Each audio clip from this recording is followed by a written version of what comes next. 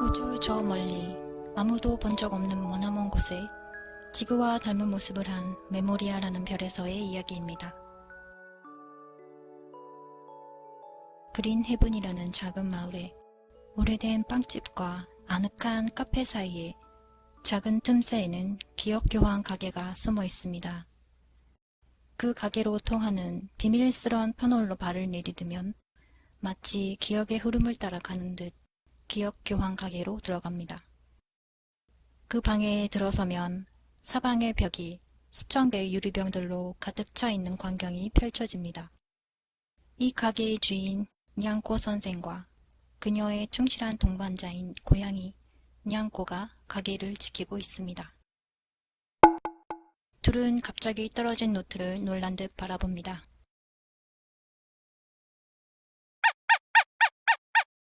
알파벳 대문자 D로 시작하는 노트. 설마 그 악명 높은 노트 아니야?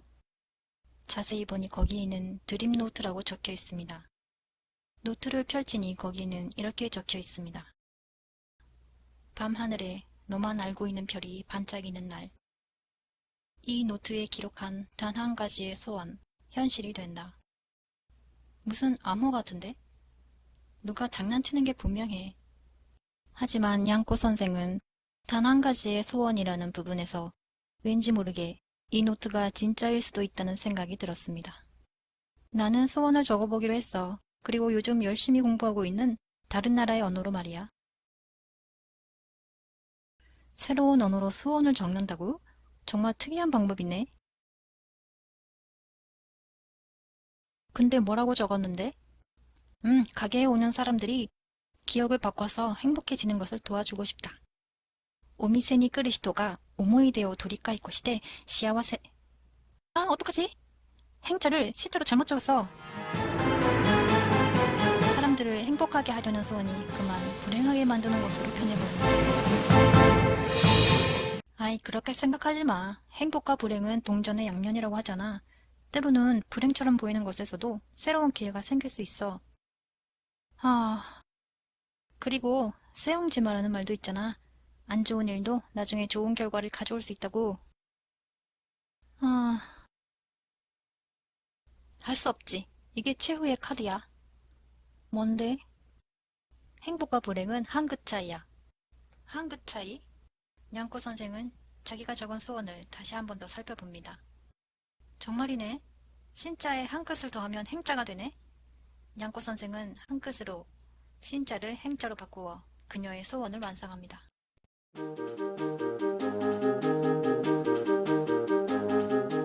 냥꼬 선생은 문득 이런 생각이 든다.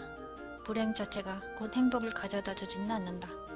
대신 어려움과 실수는 때때로 자기가 원하는 방향으로 변화를 일으킬 수 있는 기회를 제공한다. 이 가게에 찾아오는 사람들이 그 기회를 찾고 나서 가게를 떠나는 모습이 눈앞에 보이는 듯한다.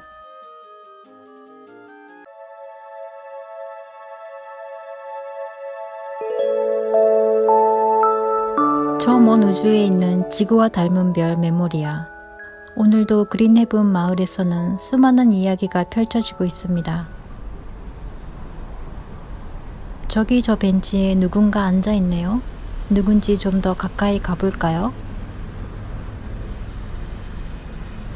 골목 시계점에서 일하는 착하고 성실한 에르코입니다. 지금 고객을 방문하고 돌아오는 길인 듯 보입니다. 그걸 어떻게 알았냐고요?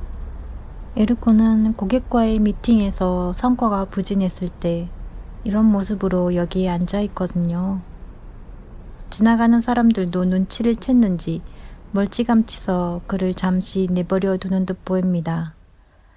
그런데 에르코의 가방 안에서 든 시계만이 그의 감정에는 아랑곳 없이 시계 초침 소리를 명쾌하게 울리며 시간을 새겨나가고 있습니다.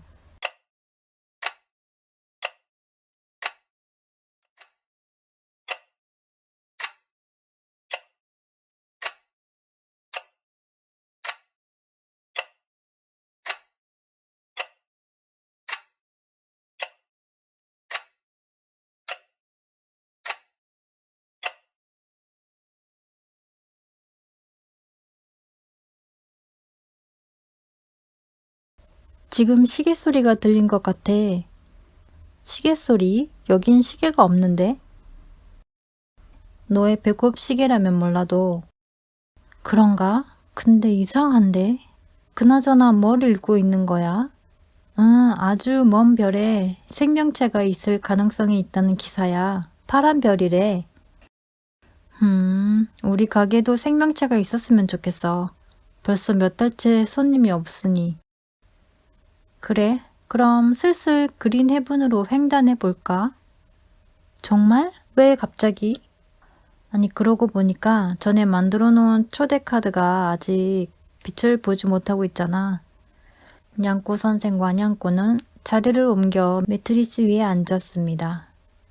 물리적인 문이 없으니 나갔다고도 들어갔다고도 할 수 없지만 냥꼬 선생의 말을 빌리자면 그린 헤븐으로 횡단합니다. 와, 오랜만에 마을의 공기 좋다. 그린 헤븐의 탁 트인 공기에 기분이 좋아진 것도 잠시 코앞에서 들려오는 군고구마 장사 아저씨의 큰 목소리에 깜짝 놀라고 맙니다. 아저씨는 확성기를 들고 맛있는 군고구마, 따끈따끈한 군고구마라고 외치고 있습니다. 귀청이 떨어질 것 같은 소리에 이어 빵빵 하는 차들의 요란한 경적 소리가 머리를 뒤흔들었습니다. 더블펀치로 휘청거리는 냥꼬 선생과 냥꼬에게 어쩌면 가장 원하지 않는 상황이 이어집니다. 산책을 하던 개가 둘을 발견하고 걸음을 멈췄습니다. 새로운 것을 발견한 개는 호기심과 탐험 본능으로 동공이 확장된 두 눈으로 그들을 응시하고 있습니다.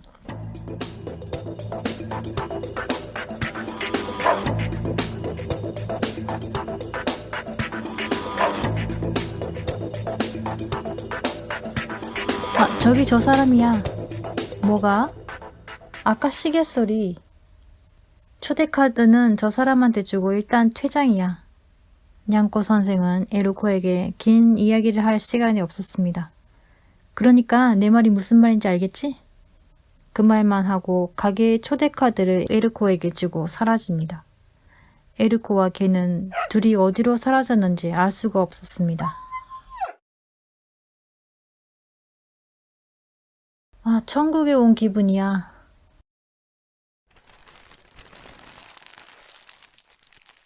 근데 아까부터 뭐 하는 거야? 짠! 냥꼬 선생은 군고구마 같은 봉지를 냥꼬에게 내밀었습니다. 이거 아까 그 군고구마잖아. 혹시 너의 배꼽 시계라면 몰라도 슬슬 그린 헤븐으로 횡단해 볼까? 정말? 왜 갑자기? 혹시 이거 사려고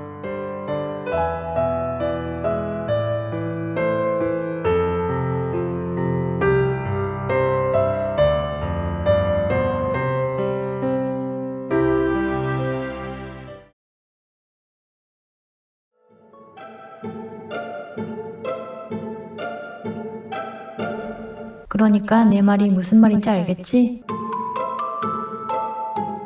며칠 전 에루코는 처음 보는 꼬마아이한테서 기억 교환 가게의 초대 카드를 받았습니다. 카드에 쓰여진 거에 의하면 기억 교환 가게는 빵집과 카페 사이에 있다고 합니다. 하지만 실제로는 고양이 한 마리가 겨우 지나갈 만한 틈밖에 없었습니다.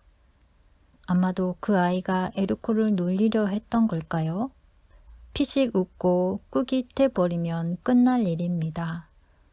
그런데도 에루코는 여전히 초대카드를 손에 쥔 채 빵집과 카페 사이를 번갈아 바라봅니다.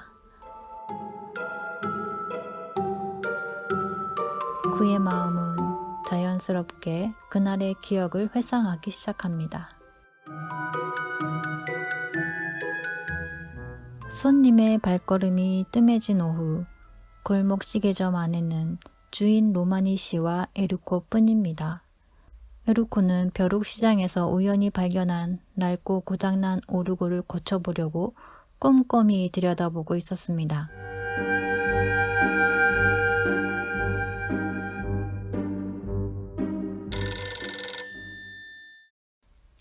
네, 그런가요?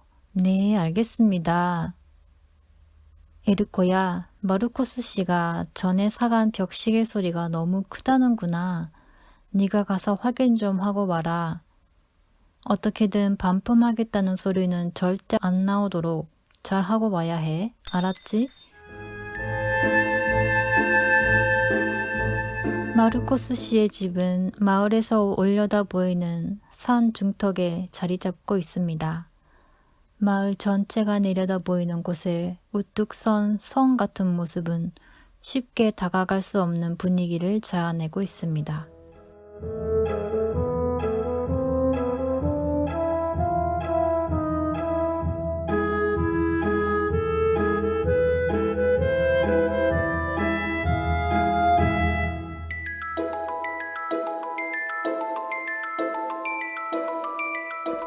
나무가 우거진 어두컴컴한 숲을 빠져나오면 기다렸다는 듯이 마르코스 씨의 저택이 에르코의 앞에 모습을 드러냈습니다.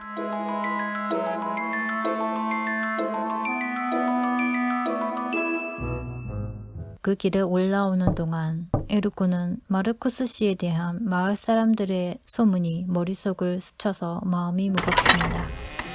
마르코스 씨 말이야, 성격이 어찌나 고약한지 고용인들이 하루를 못 견디고 그만둔대.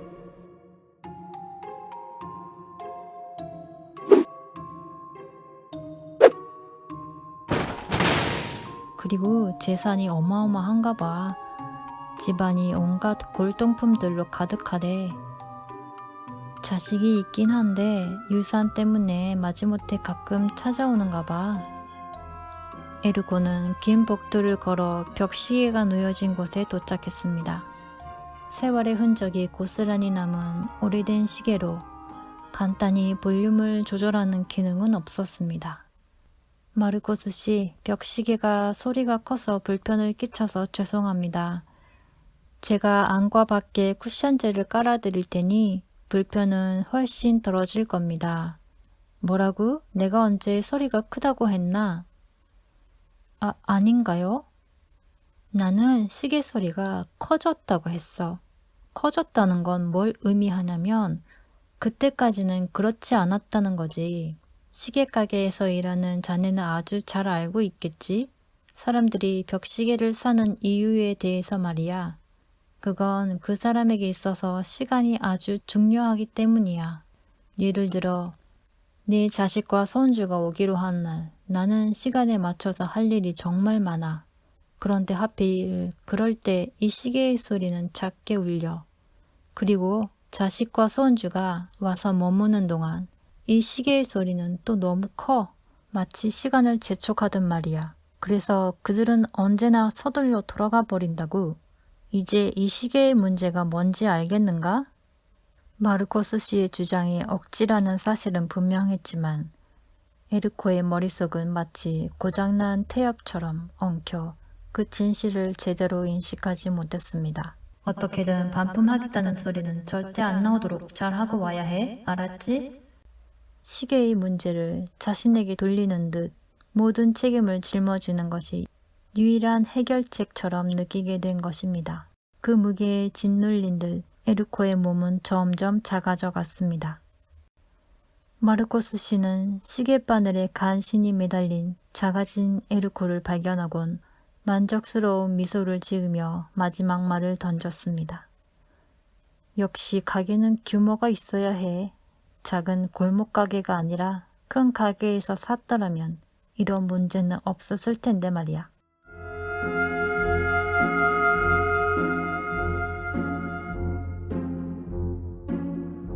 에르코는 가게로 돌아오는 길에 벤치에 앉아 생각에 잠겼습니다. 아까 몸이 점점 작아지던 그 기분이 전혀 낯설지 않게 느껴졌습니다. 오랫동안 잊고 지냈지만 어린 시절에도 그런 감각을 경험했던 기억이 떠올랐습니다.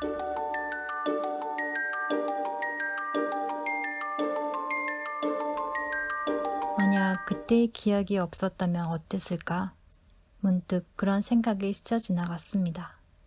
하지만 이내 과거의 기억을 바꾼다는 게 가능할 리 없잖아 하고 다시 고개를 저었습니다. 바로 그때 그의 눈앞에 한 장의 카드가 불쑥 나타났습니다. 메모리 스왑 스토어라고 적힌 글자가 눈에 들어왔습니다. 기억 교환 가게? 고개를 들어보니 그 앞에 꼬마아이와 고양이가 서 있었습니다. 마치 에르코의 마음속 생각을 듣고 있었던 것처럼 말이죠. 그러니까 내 말이 무슨 말인지 알겠지? 그 말만 남기고 아이는 고양이와 함께 순식간에 사라졌습니다. 에르코는 그들이 사라진 공간에 한동안 밝은 빛이 환하게 번져나가는 것을 멍하니 바라보았습니다.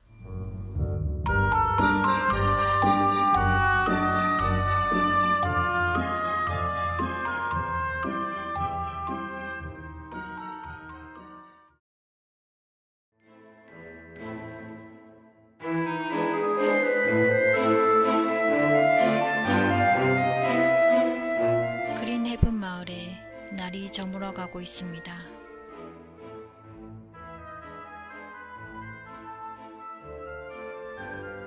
희미한 가로등 불빛이 하루가 끝나가는 아쉬움을 달래줍니다.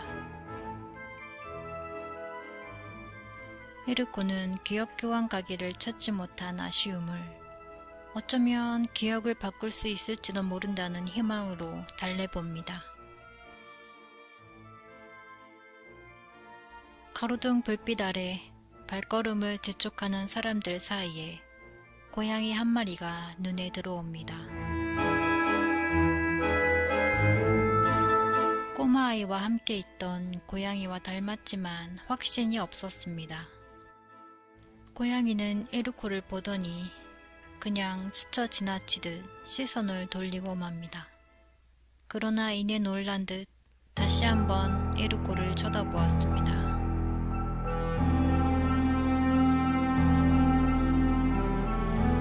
에르코의 심장이 뛰기 시작했습니다. 그때 그 고양이가 분명해 어쩌면 기억 교환 가게로 돌아가는 길일지도 몰라. 고양이는 도망치듯 몸을 획 돌려 좁은 틈으로 쏙 들어가 버렸습니다. 좁기만 해 보였던 틈은 가까이 다가가자 그가 들어설 만큼 넓어졌습니다. 도무지 믿겨지지 않았지만 한편으로는 당연한 듯 여겨졌습니다. 마르코스 씨의 집에서 시계바늘에 매달릴 정도로 아주 작아졌던 감각을 떠올리며 틈이 넓어진 게 아니라 그가 작아진 거라고 깨달았습니다.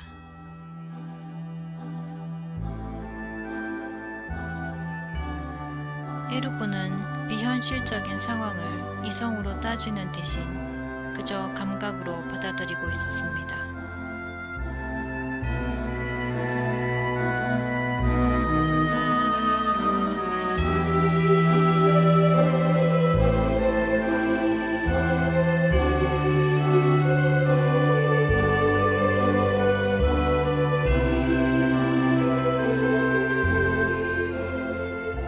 회전하는 공간을 빙글빙글 돌면서 저 멀리 보이는 출구로 나아간다고 생각했지만 출구는 전혀 가까워지지 않았습니다.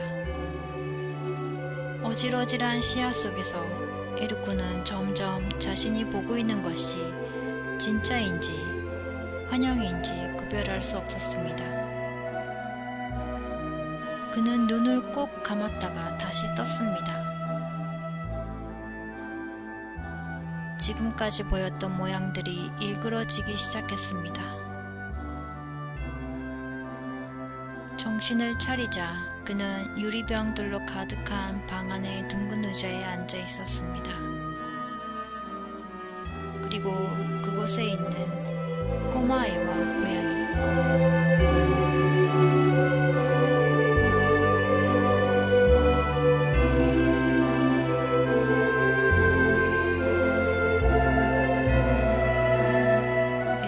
그제서야 자신이 드디어 기억교환 가게에 도착했음을 알아차렸습니다.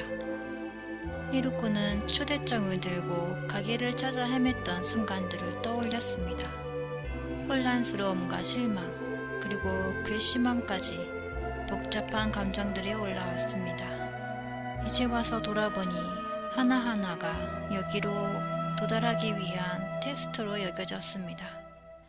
그것들을 스스로 통과했기에 마음속 깊은 곳에서 뿌듯함이 차오르는 걸 느꼈습니다. 그때 냥꼬가 입을 열었습니다. 작은 목소리로 뭐라고 중얼거렸지만 냥꼬 선생도 에르코도 그 말을 제대로 알아듣지 못했습니다. 둘이 동시에 대묻자 냥꼬가 부르르 떨며 다시 말했습니다. 아, 그 터널 공간 아직도 적응이 안 돼.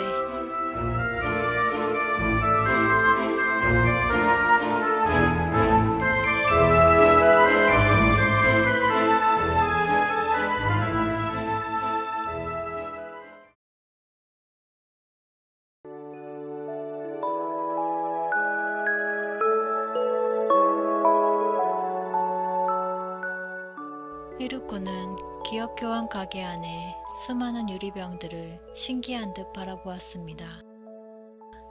안은 텅 비어있고 겉에는 라벨이 붙어 있는데 거기에는 글귀가 적혀 있었습니다. 안에 아무것도 들어있지 않았지만 저마다의 스토리를 담고 누군가를 기다리고 있는 듯 했습니다. 이르코는 어렸을 때 장난감 가게에 갔을 때의 느낌이 되살아나는 걸 느꼈습니다. 얼른 자신만의 특별한 유리병을 찾아보고 싶어집니다.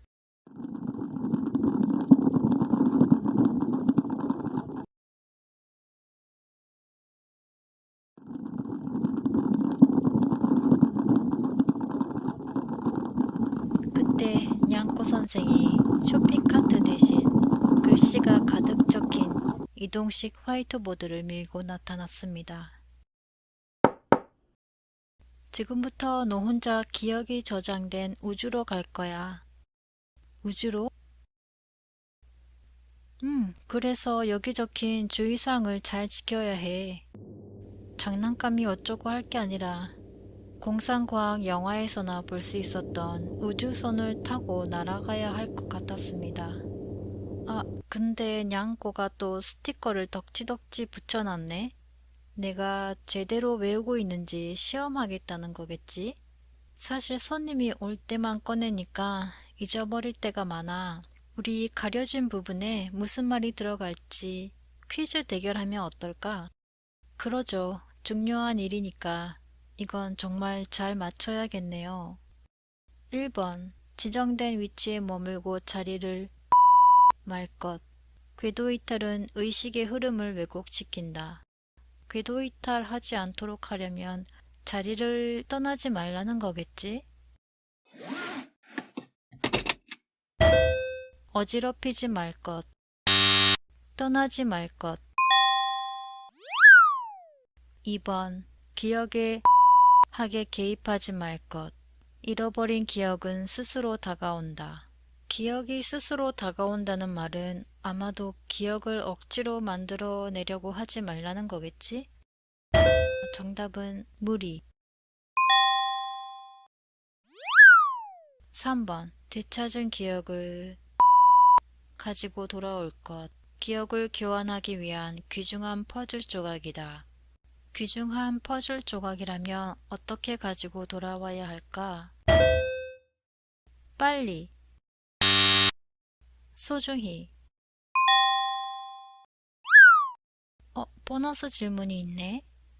냥꼬 선생의 나이는? 이건 완전히 냥꼬 선생을 위한 질문이잖아. 143살. 그건 너의 지능지수고. 7살? 430살. 뭐라고? 기억교환 가게에서는 나이도 기억처럼 서급하는 건가? 아무튼 주의사항을 알았으니 이제 여행을 떠나는 거죠. 그런데 제가 탈 장치는 어디에 있나요? 혹시 이 가게 어딘가에 숨겨져 있는 건가요?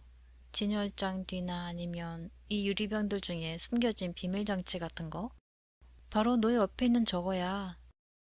이르코는 냥꼬 선생이 손가락으로 가리킨 곳을 따라 시선을 돌렸습니다. 거기엔 아무렇지 않게 바닥에 깔려있는 낡고 오래된 매트리스가 있었습니다.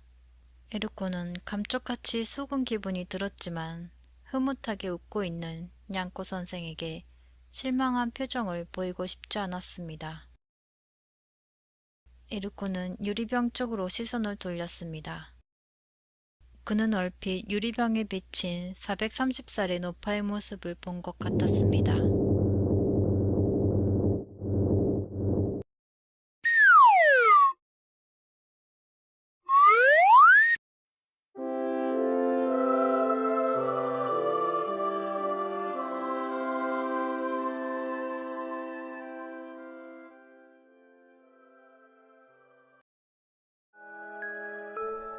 지금부터 기억의 우주로 갈 거야.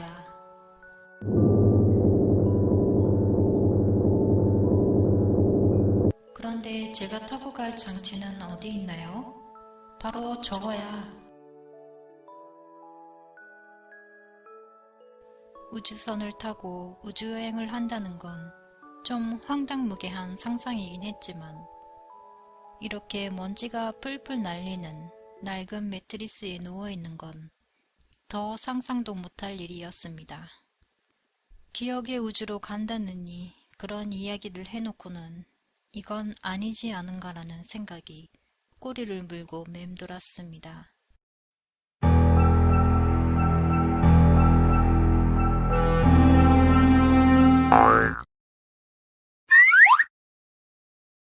어때? 내가 명상할 때마다 쭉 사용해온 매트리스에 누워있는 기분은? 명상할 때 쭉? 냥꼬 선생의 나이대로라면 이 정도 먼지가 쌓일만 하다고 납득이 가면서 뭐라고 대꾸하기가 곤란해집니다. 그러다 문득 이런 생각이 들었습니다. 그동안 쌓인 건 먼지뿐이었을까? 비록 눈에 보이지 않더라도 명상할 때 생기는 에너지장이 차곡차곡 쌓였을 거란 생각이 들었습니다. 평범한 매트리스가 신비로운 기운이 깃든 물건으로 새롭게 보였습니다. 힘을 쭉 빼고 편히 들어누우니 마음도 한결 가벼워졌습니다. 머릿속을 어지럽히던 생각들을 매트리스가 흡수해주기라도 한 것처럼 마음은 잔잔히 가라앉아 마치 뿌리를 내린 듯 그 자리에 고요히 머물러 갔습니다.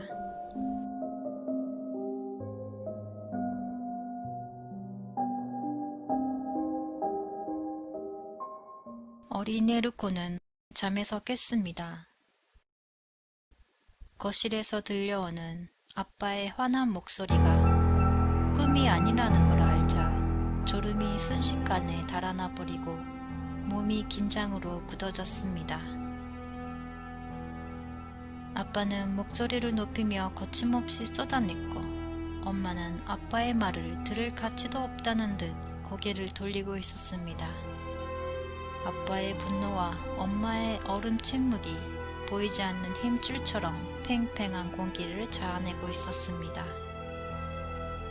에르코는 언제 더 큰 폭발이 일어날지 모르는 불안한 마음에 이불 속에서 숨을 죽인 채 귀를 기울이고 있었습니다. 엄마는 종종 에르코에게 말했습니다. 집에서는 말썽을 피우지 말고 조용히 있어야 해. 에르코는 점점 작아지고 조용히 있어야 한다는 그 규칙을 지킬수록 작은 파도에도 쉽게 휘청거렸습니다. 에르코의 마음이 자유로워지는 순간은 동화책을 읽을 때였습니다. 책에 쓰여진 글자가 이야기를 들려주었고 주인공들이 움직이며 모험을 했습니다. 거기에는 어른들의 세상과는 다른 규칙의 세계가 존재하고 있었습니다.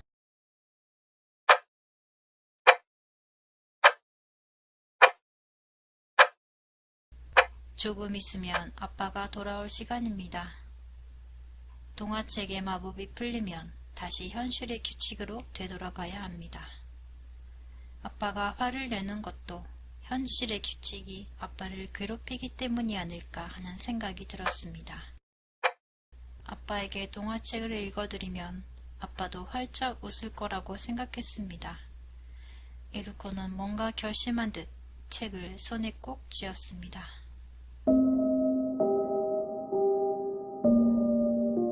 아빠, 이 책 정말 재미있어.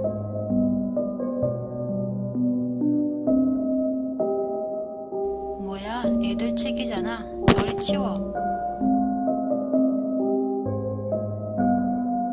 안 돼.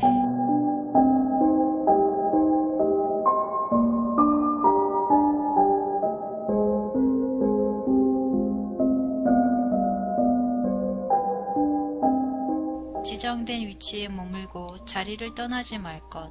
궤도 이탈은 의식의 흐름을 왜곡시킨다. 아야! 그래야 정신을 차리지. 내가 뭐랬어? 지정된 위치에 머물라고 했지? 정신이 돌아온 에르코는 기억교환 가게의 한가운데 서 있었습니다. 기억 속 장면에 마음이 빼앗겨 그만 매트리스 위치에서 벗어나 버린 것입니다. 에르코는 다시 자리로 돌아가 생각했습니다. 자리를 떠나지 않는 게 별거 아니라고 생각했었는데 쉽게 무너져 버린 것이 한심했습니다. 또다시 이런 일이 없도록 뭔가 다른 방법이 필요할 것 같았습니다. 현실의 규칙이 아닌 다른 방법 말입니다.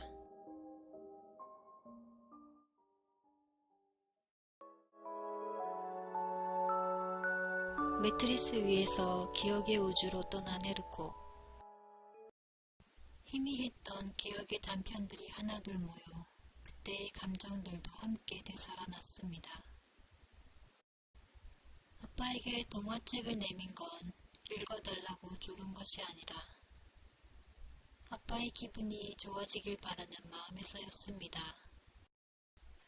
하지만 아빠는 퉁명스럽게 책을 뿌리쳤고 바닥에 떨어진 책은 페이지가 찢어진 채 덩그러니 남았습니다. 방금 전까지 생생한 모험의 세계를 보여주던 동화책이 한순간에 단순한 종이 조각으로 변해버렸습니다. 에르코는 가만히 누워서 보고만 있을 수가 없었습니다. 어떻게든 막아야 한다는 생각에 주의사항을 어기고 자리를 떠나고 만 것입니다.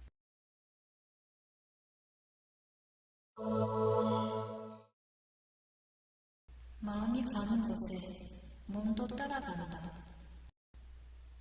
어디선가 들리는 소리. 마음이 가는 곳에 몸도 따라간다.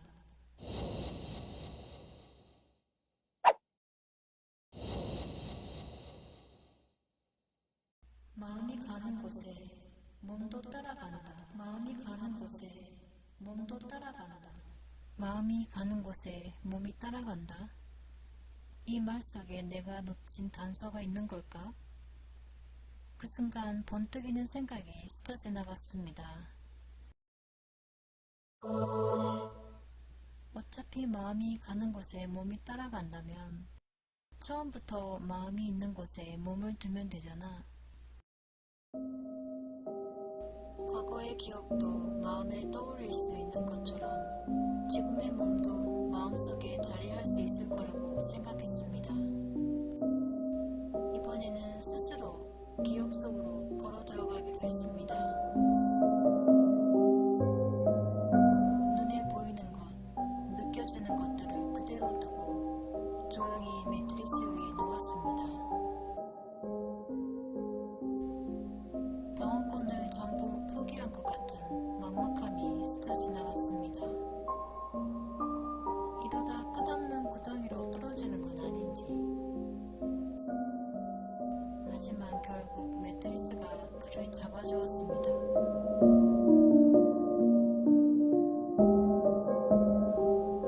마음이 다시 잔잔해지고 고요해져 갔습니다.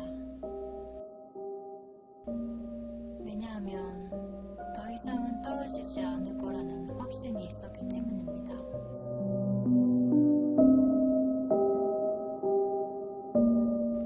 두 번째 주의사항. 기억에 무리하게 개입하지 말 것. 잃어버린 기억은 스스로 다가온다.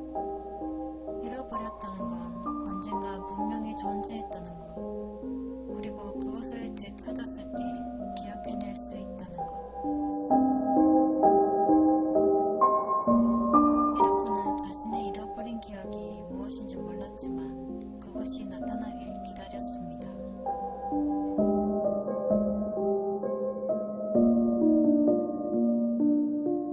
그리고 마침내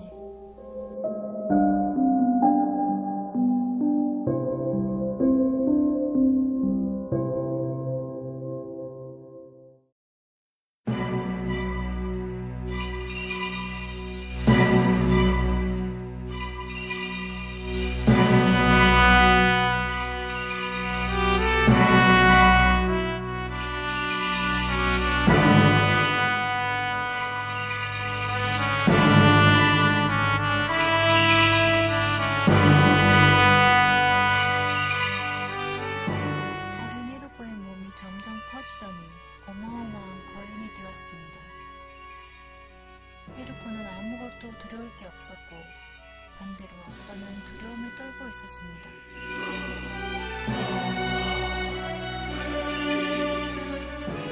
헤르코는 그 다음에 일어난 일을 보고 자신 안에 그런 무자비한 모습이 있었을 줄은 정말 몰랐습니다.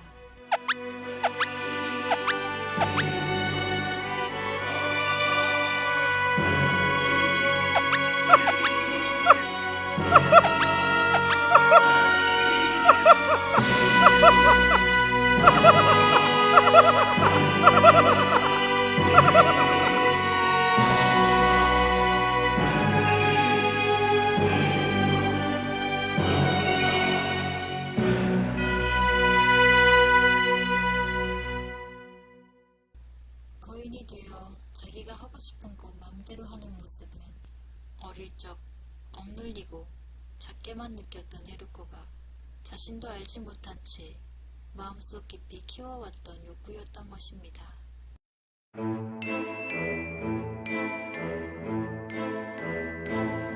원래부터 있었고 언제든지 모습을 드러낼 수 있었던 잃어버린 기억이었습니다.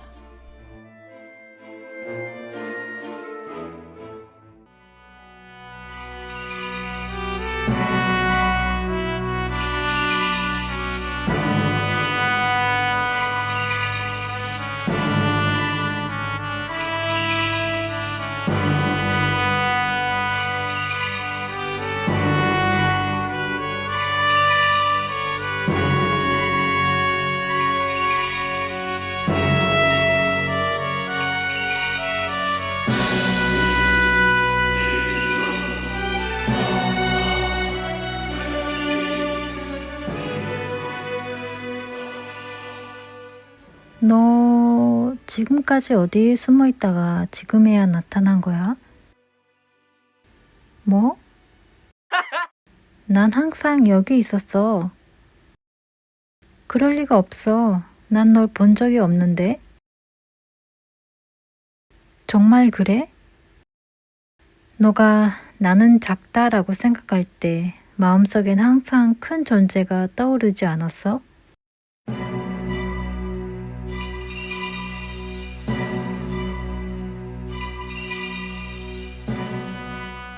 그리고 다른 사람을 볼 때도 마찬가지야. 그들이 크고 강한지,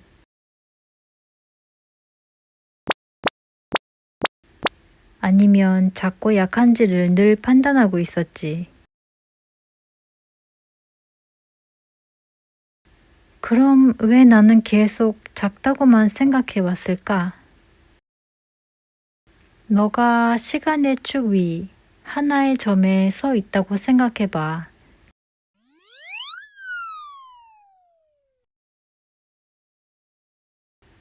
그 자리에서 보이는 건 아주 좁은 시야뿐이야. 그 순간의 생각이 전부라고 느껴지겠지. 하지만 만약 그 축에서 벗어난다면? 그러면 모든 것이 동시에 존재하지. 모든 것이 동시에? 긴 시간의 축에서 보면 나는 작다는 생각도, 나는 크다는 생각도 결국 한 흐름 속에 있는 것입니다. 언젠가는 크다고 느낀 적이 있었을 테고, 또 언젠가는 그렇게 느낄 순간이 올 것입니다. 점점 시간의 축이 해체되고 개별적인 존재였던 의식들이 점점 경계를 흐리며 하나로 녹아들려고 하고 있었습니다. 내가 사라질지도 모른다는 알 수 없는 두려움. 에르코는 다시 한번 세 번째 주의사항을 상기했습니다. 되찾은 기억을 소중히 가지고 올 것. 기억을 교환하기 위한 귀중한 퍼즐 조각이다. 설령 흩어지고 사라진다 해도 이게 끝이 아닐지도 몰라.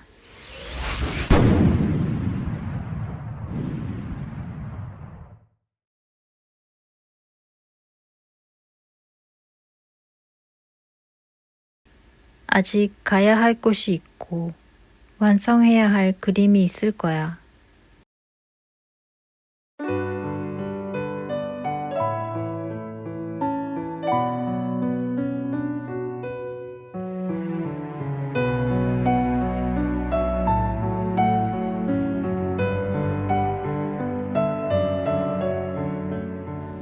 고요한 어둠 속에서 새로운 별이 하나 태어나기 시작했습니다.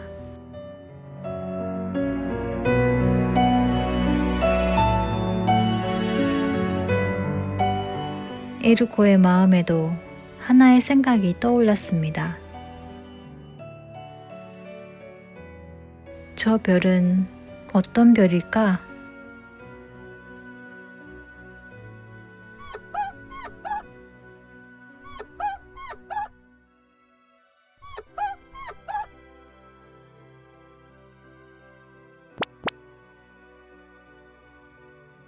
오, 무사히 돌아왔구나. 길을 잃은 줄 알았잖아.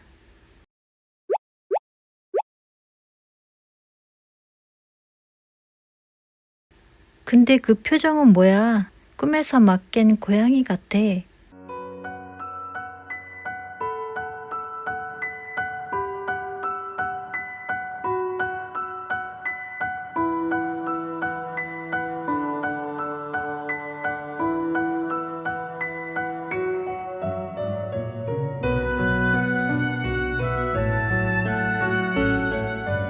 에르코는 기억 교환 가게로 돌아오긴 했지만 떠나기 전에 있었던 내면의 어린 에르코를 기억의 우주 어딘가에 남겨두고 온 듯한 기분이 들었습니다.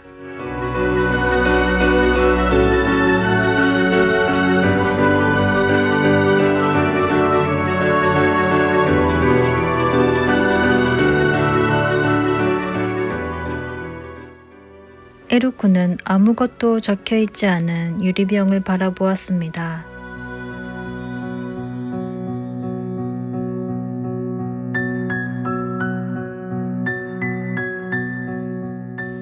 무언가를 잃어버리고 무언가를 되찾은 기분이었습니다.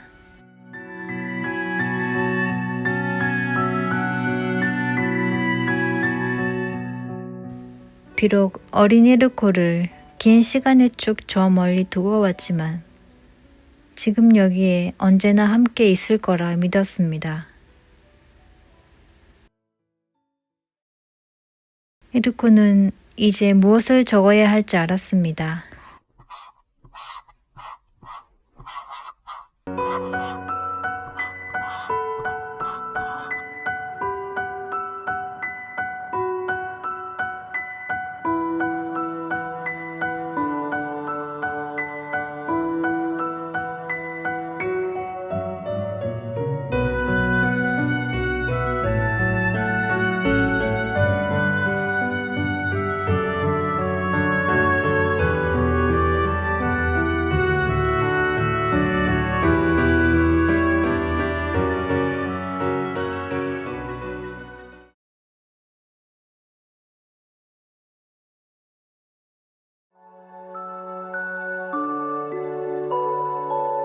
나는 작고 약하다. 나는 크고 강하다. 그들은 작고 약하다.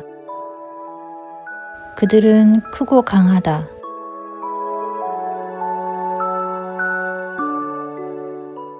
한 문장 한 문장은 진실처럼 보였지만 그 자체로는 어느 하나도 완전하지 않았습니다. 오히려 서로 충돌하는 말과 말 사이, 말해지지 않은 빈 공간에 진실이 숨어 있었습니다.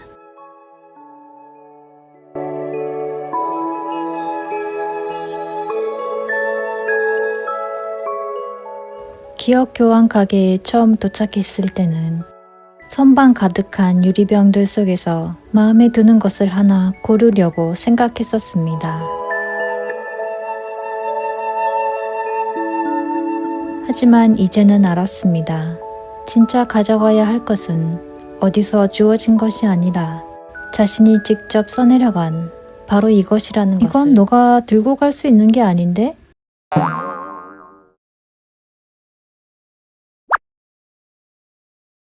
그게 무슨 뜻이에요? 이 유리병은 가지고 가는 게 아니라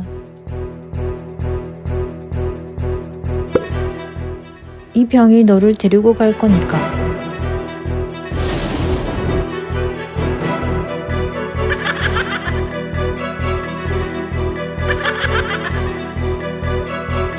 설마?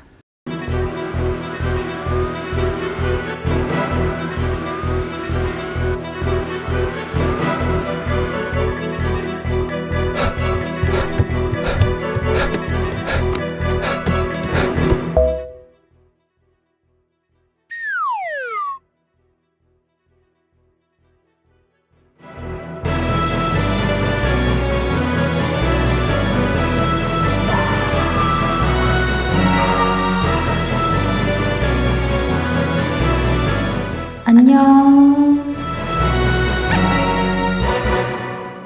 아참.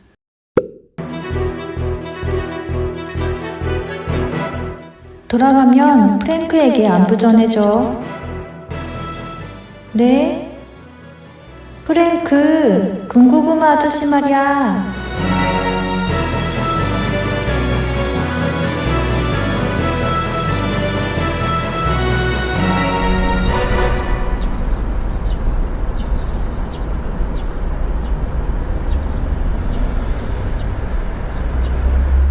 한참을 안 보이더니 여기서 낮잠을 때리고 있었느냐?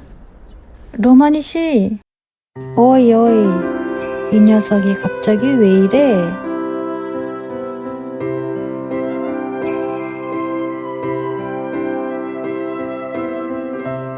언제나처럼 똑같은 로마니 씨. 변함없는 그린 헤븐의 거리. 에르코는 빵집과 카페 사이를 바라보았습니다. 그곳엔 여느 때처럼 아무것도 없었습니다. 사람 하나 들어갈 만한 틈조차 없는, 언제나처럼 촘촘히 붙어있는 벽과 벽.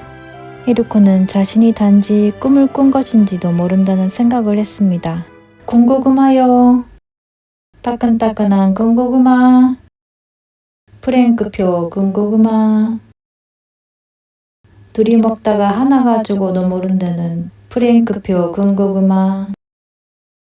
돌아가면 프랭크에게 안부 전해줘. 어서 오쇼. 하나 주실래요? 누가 프랭크표 군고구마가 맛있다고 알려주더라고요. 그래요? 그럼 서비스로 하나 축하. 이전과 똑같은 그린헤븐 마을이었지만 뭔가 다른 느낌. 명확하게 보이는 것들과 그 사이에 있는 고요하고 변함없는 보이지 않는 무언가. 하지만 새롭다고 느껴지는 모든 것은 단지 오래전부터 알고 있었으면서도 잊고 있었던 것처럼 느껴졌습니다.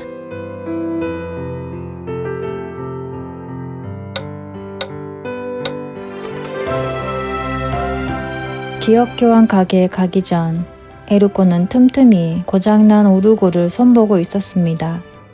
하지만 돌아온 후 여러 가지 아이디어가 그의 마음에 떠오르면서 단순히 고치는 것에 그치지 않고 오르골은 전혀 새로운 무언가로 변해가고 있었습니다. 루마니 씨는 요즘 에르코는 뭔가 다르다고 생각했습니다. 뭐가 어떻게 바뀌었는지 꼭 집어 말하긴 어렵지만 왠지 모르게 말을 걸기가 조심스러워집니다.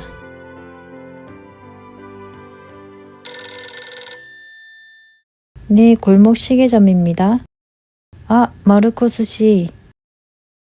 벽시계가 또?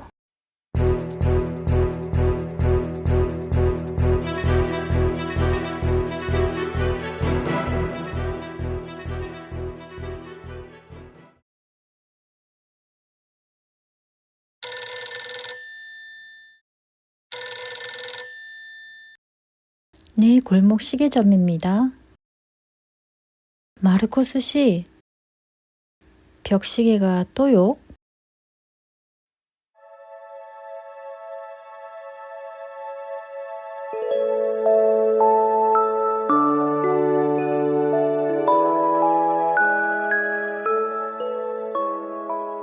기억 교환 가게에서 돌아온 후 에르코의 마음속에 텅 빈 공간이 새롭게 자리 잡고 있었습니다.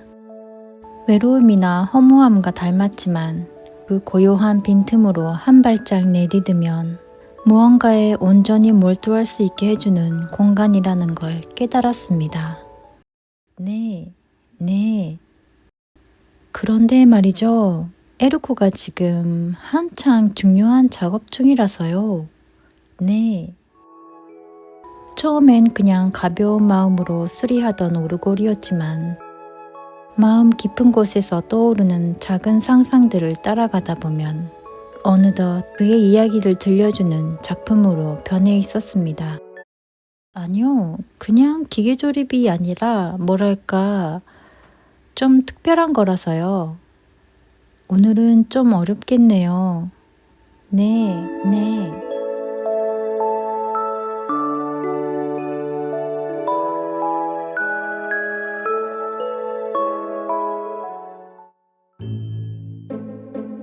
특별한 거? 뭐지?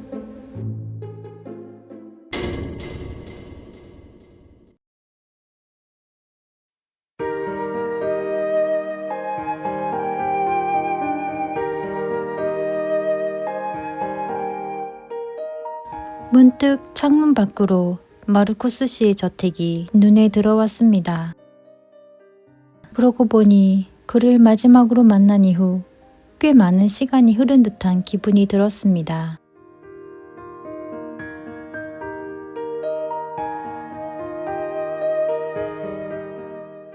에르코는 마르코스 씨의 집을 향해 발걸음을 옮겼습니다.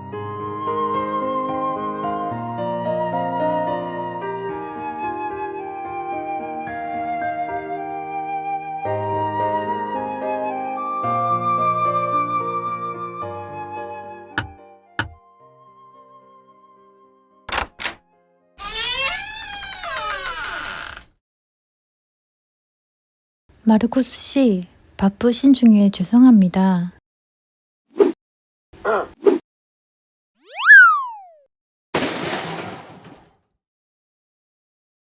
그 후 벽시계는 어떤가요?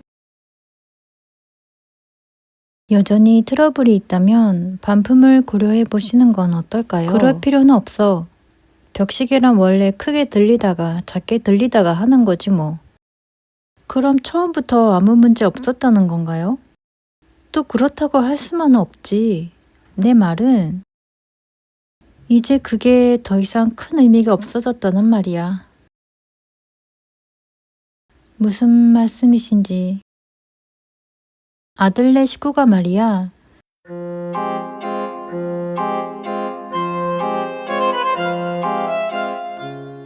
요즘 세간에서 유행하는 얘기 있잖아. 어딘가에 말하는 고양이가 있다나? 그 고양이를 찾아 긴 여행을 떠났어. 손주도 같이 말이야. 당분간 돌아오지 않을 거야. 그랬군요. 그리고 나서 혼자 가만히 생각해봤지. 그리고 깨달았어. 그동안 벽시계를 트집 잡았던 건 외롭고 아쉽고 기다리는 그 시간조차 손주와 연관시켜서 삶의 낙으로 삼고 있었다는 걸 말이야. 그건 정말 깊은 통찰이네요.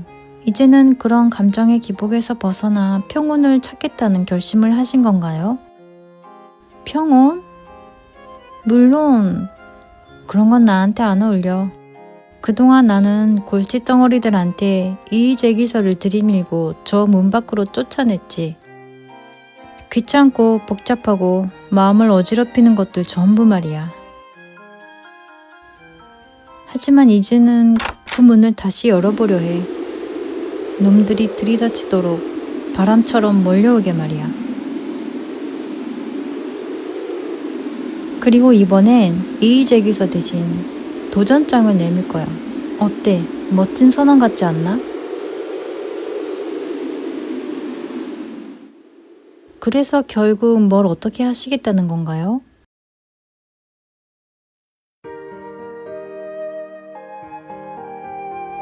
사실 아직 누구에게도 말하지 않았지만 그동안 내가 모은 시계들, 그림들, 골동품들을 사람들이 와서 구경할 수 있도록 개방을 하고 싶어. 박물관 같은 공간으로 말이지. 정말 멋지네요. 마르코스 씨의 수집품이라면 많은 사람들이 감탄할 거예요. 왼쪽 전시실은 과거의 방으로 꾸밀 생각이야. 아버지 세대의 물건들, 전통 회종시계, 오래된 지도와 낡은 가구들. 그리고 오른쪽 방은 현재와 미래의 방. 요즘 내가 관심 두고 있는 미술품과 근대 시계들. 와, 그런 세세한 구상까지 저도 뭔가 도와드리고 싶어요. 그래서 말인데, 자네가 만든 그 신상품 말이야. 제일 먼저 나한테 보여주지 않겠나? 신상품이요? 거기 숨겨놨군. 아, 이건...